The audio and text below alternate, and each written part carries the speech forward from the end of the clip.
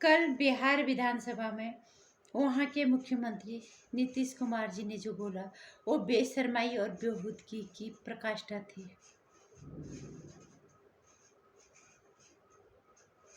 प्रधानमंत्री के सपने देखते देखते नीतीश कुमार जी इतने बौखला गए कि उन्हें समझ ही नहीं आ रहा कि वो बहू बेटियों की इज्जत को भी शायद दांव पे लगाने पे आ गए।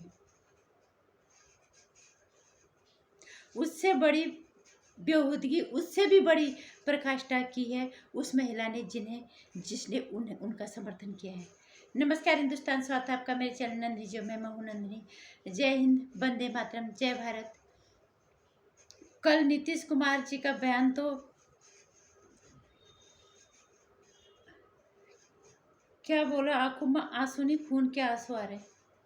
ये राजनीति और कितनी नीचे जाएगी नहीं समझ में आ रहा है कि किस हद तक ये नेता नीचे जाएंगे। आप एक नेता हो, ठीक है, आपको जो जायज़ तरीका लगता है, तुम दल बदलो, बल बदलो, जो बदलना बदलो, जायज़ तरीके से आपको जो लगता है आप अपनी सपने को पूरा करने के लिए वो काम करो। लेकिन जो बेहूदगी आपने अपनाई है, ये बेशर्माई की प्रकाष्ठा है, ये बेशर्माई की हद है और ये कलंक है हमारे सनातन पे और हमारी हिंदुस्तानी धरती पे। उससे भी बड़ी बेशर्माई और बेहूदगी उस महिला ने की जिसने जिसने आपका समर्थन किया, जिसने नीतीश कुमार का समर्थन किया। नाम है लालू प्रसाद जी की सुपुत्री रोहिणी आचार्य। इनकी जैसी महिलाएं समर्थन में उतर आई हैं नीतीश कुमार की। अगर सब किसी को याद है तो हाल ही में संसद के अंदर 33% महिला बिल पास हुआ है। क्या मतलब है इस महिला बिल पास होने का? इसका कोई मतलब है? कोई भी सोच के बता दीजिए कि इसका क्या मतलब है। जब औरतें अपने अपने दल वालों को बचाने में लगेंगे, उनके कुकृत्यों को, महिलाओं के साथ हो रहे कुकृत्यों के जो दोषी हैं उनके साथ खड़े हो जाएं, उनके समर्थन में उतर आएंगे, तो फिर उस 33% में बिल का क्या मतलब है? वो 33% क्या पूरे के पूरे महिला वहाँ बैठ जाए? उसका कोई मतलब नहीं है जब तक एक महिला को न्याय नहीं मिलेगा, एक महिला के हक में बात नहीं होगी। किस लिए बिठाया जा रहा है 33% महिलाओं को? इसलिए कि तुम वहाँ सांसद बना के हम तुम्हें भेज देंगे, तुम अपनी पीढ़ियों तक का इंतजाम करो। इसलिए तो हम संसद में नहीं भेजा जाता किसी नेता को या किसी नेत्री को। इसलिए भेजा जाता है कि एक आम जन की आवाज़ को आप वहाँ से उठा पाओगे, उनकी समस्याओं को आप सुनोगे। 33% बिल पास होने की खुशी हमें इसलिए हुई थी कि शायद वो महिलाओं के लिए आवाज़ उठाएंगी। मुझे नहीं लगता कि महिला इस बिल पास होने का कोई मतलब है या वो महिला और बैठ के किसी महिला के हक के लिए बातें करेंगी। वो महिला जो एक बिल्कुल निम्न तबके की है, जो टकटकी लगा के बैठी है कि देखती है कि हमने अगर कहीं पे किसी महिला को चुना है तो हमारे हक में बात करेगी। महिलाओं ने इससे भी ज़्यादा बेशर्माई की हद कर रखी है। मणिपुर में जो भी हादसा हुआ उसमें स्मृति ईरानी, बांसुरी स्वराज जैसी दिग्गज बड़ी नेता है भाजपा की, उन मणिपुर के समर्थन सरकार के समर्थन में सरकार को बचाने आ जाते हैं मणिपुर के इतने घिनौने कुकृत्य के बाद।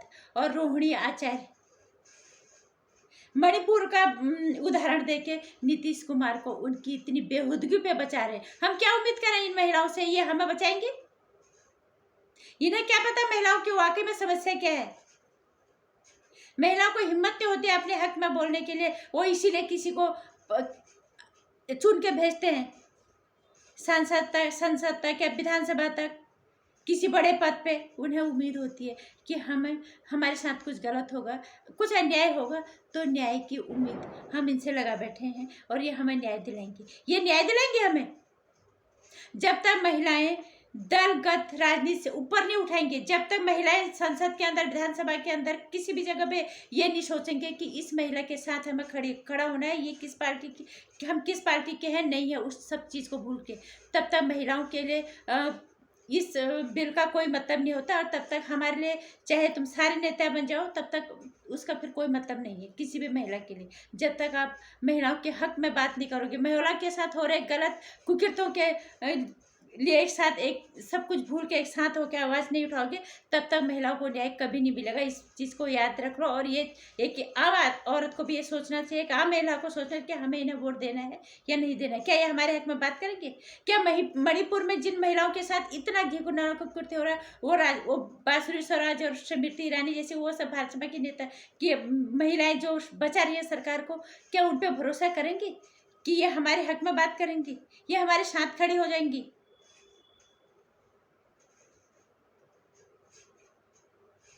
ये बिहार विधानसभा में जो भी कल हुआ है, पूरे देश ने पूरी दुनिया की नजरों में आ गया होगा। क्या महिलाएं उम्मीद करते हैं कि रोहिणी आचार्य जैसी बड़े घर की बेटी, इन्हें करना कुछ पड़ा नहीं, पैदा होते ही इन्हें मिल गए चांदी के चम्मच? ये भी भूल गई कि मैं भी एक महिला हूं।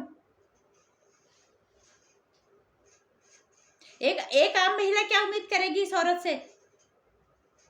ये भूल के कि मैं किस घर की हूँ, मैं किस पार्टी का समर्थन करती हूँ, ये मेरा रिश्तेदार लगता है, या ये नीतीश मेरा चाचा लगता है, या ये हमारे साथ गठबंधन में आ गया, ये सब भूल के अगर रोहिणी आचार्य ने उन्हें खरी खोटी झूठ सुनाई होती तो महिलाओं को उम्मीद होती कि हाँ, कोई तो है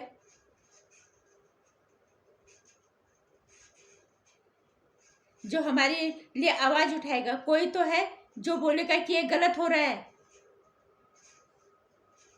आप किस जमाने की बात कर रहे हो? आप कहते हो हिंदू हिंदू मत करो, ये सनातन पे कलंक है। ये वो लोग होंगे जो कहते कि तुम हिंदू हिंदू करते। हिंदू के अंदर ये नहीं होता, सनातन के अंदर ये नहीं होता। सनातन के अंदर आज भी इज्जत मर्यादाएं रखी जाती हैं। नीतीश कुमार ने हद को पार किया है, बेशर्माई की प्रकाष्ठा किया उन्होंने। सोचते हुए भी मुंह पे आ रहा है कलेजा। खुले आम विधानसभा के अंदर जिस इंसान को इतनी हिम्मत पड़ गई, उस इंसान से हम क्या उम्मीद करें कि वो महिलाओं को सुरक्षा देंगे? क्या उम्मीद करें हम इन महिलाओं से जो महिलाएं इनके समर्थन में उतर जाते हैं? कभी मणिपुर के लिए भाजपा के समर्थन में उनकी महिला नेताएं उतर जाती है, और कभी नीतीश कुमार के समर्थन में लालू प्रसाद यादव की बेटी उतर जाती है। हम क्या ये उम्मीद करें इन महिलाओं से कि ये हम एक आम महिला के हक में बात करेगी? एक आम महिला अगर किसी परिस्थिति से गुजरेगी तो ये बचाएंगी। रोहिणी आचार्य अगर इतनी हिम्मत वाली होती, साफ साफ बोलती ये बहुत गलत हुआ है, तब हम मैं उम्मीद जगती कि महिलाओं को संसद के अंदर भेज रहे हैं तो हमारे हक में आवाज उठाएंगे। भूल जाओ, ये सब चीजें नहीं होने वाली। 33% दो, 100 के 100% भेज दो उन्हें, इन्हें कोई फर्क नहीं पड़ता। मणिपुर जैसे कुकृत्य पे इतने बड़े बड़े भाजपा के महिला नेताएं दूसरी जगह उधार देके सरकार को बचा रही थी। ये भूल गई कि हम भी एक महिला है, हमारे घर में भी बहु बेटियां हैं, किसी के साथ कुछ भी हादसा हो सकता है। और वही बेशर्माई की हद कल रोहिणी आचार्य ने कर दी। क्या उम्मीद करते हो आप इनसे? अपनी वोट सोच समझ के दो। आप कोई नहीं बचाएगा, ना महिला बचाएगी ना पुरुष बचाएगा। अपनी रक्षा खुद करो, कर सकते हो। अपनी बहु बेटियों को सही राह दिखाओ, ऐसे संस्कार दो, शिक्षित बनाओ अपने तरीके से, इस तरीके से नहीं जैसे कल नीतीश कुमार ने दिया। अपने दायरों में रह के, अपनी मर्यादाओं में रह के, अपने संस्कारों के अंदर रह के बेटियों को उड़ना सिखाओ, बेटियों को मजबूत बनना सिखाओ, बेटियों को सशक्त बनाओ, बेटियों को शिक्षित बनाओ, बेटियों को खुद के लिए लड़ना सिखाओ। इनसे हम उम्मीद कभी कर ही नहीं सकते। ये बेशर्माई की प्रकाष्ठा है। जितने बड़े ये नेता हैं, बेशक उतने बड़े ये संसद में जो महिलाएं बैठेंगी उससे भी बड़ी बेशर्म है। नमस्कार, जय हिंद, जय भारत। महिलाओं को किसी और से उम्मीद अब नहीं करनी है। मैंने कहा खुद की सुरक्षा खुद ही करो। हम किसी के उम्मीद से, किसी के भरोसे अगर रहेंगे तो हमें पता भी नहीं चलेगा कि हम कब बिक गए। मेरे विचारों से अगर सहमत हो तो मेरी वीडियो को लाइक और शेयर कर दिया, चैनल को सब्सक्राइब कर लीजिएगा। आने वाली वीडियोस की जानकारी के लिए घंटी आइकन को प्रेस कर दीजिएगा।